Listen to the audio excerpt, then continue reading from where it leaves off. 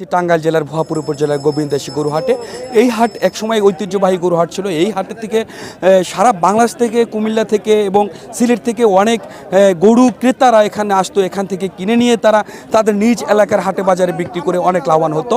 মানে সময়ের যে ক্রমাগত থাবায় বিভিন্ন কারণে এই হাটটি একটু বিধ্বস্ত হয়ে গেছে। তারপরেও একের হাট, সেই হাটকে কেন্দ্র করে যে আশানুরূপভাবে বিক্রেতারা আর ক্রেতারা যেভাবে গরু বিক্রি করে সেই অনুভাবে এই বছর আমরা দেখতে পাচ্ছি যে রোজার ঈদ এবং কুরবানি ঈদকে কেন্দ্র করে অনেক গরু হাটে বিক্রি হয়, ছাগল হাটে বিক্রি হয়। সেই অনুপাতে কিন্তু এবছর বিক্রি হচ্ছে না। আপনারা দেখতে পেয়েছেন সরজমিনে যখন আমি দেখাতে চেয়েছি তখন কিন্তু বিক্রেতারা কিন্তু অভিযোগ তুলেছে যে 8টা 10টা গরু এনে এখন পর্যন্ত একটি গরু তারা বিক্রি করতে পারছে না।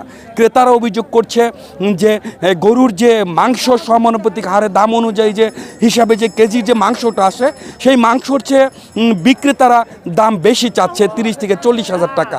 অতএব তারা গরুটা কিনে নিয়ে আরেক জায়গায় কেটে বিক্রি করতে গেলে মাংস ঘাটতি পূরণ করতে পারবে না, লস হবে দ্বিধাই তারা কিন্তু আশানুরূপভাবে বিক্রেতাদের যে চাহিদা মতো যে দামটা হাঁকছে সেই দামে তারা কিনতে পারছে না।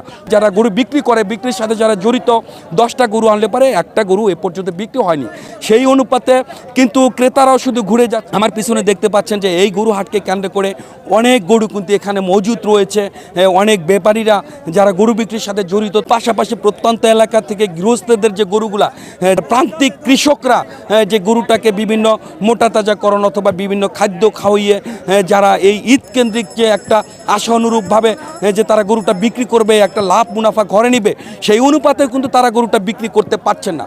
এবছর বাংলাদেশের যে অর্থনৈতিক বাজার খুবই সংকটপূর্ণ অবস্থা, মানুষের হাতে যে আশানুরূপভাবে তাদের ইনকামও নেই, টাকাও নেই, এই ধরনের অভিযোগ কিন্তু ক্রেতারা করেছে। সুপ্রিয় দর্শক, মোহাম্মদ সোহেল, সময়ের কাগজ নিউজ, টাঙ্গাইল।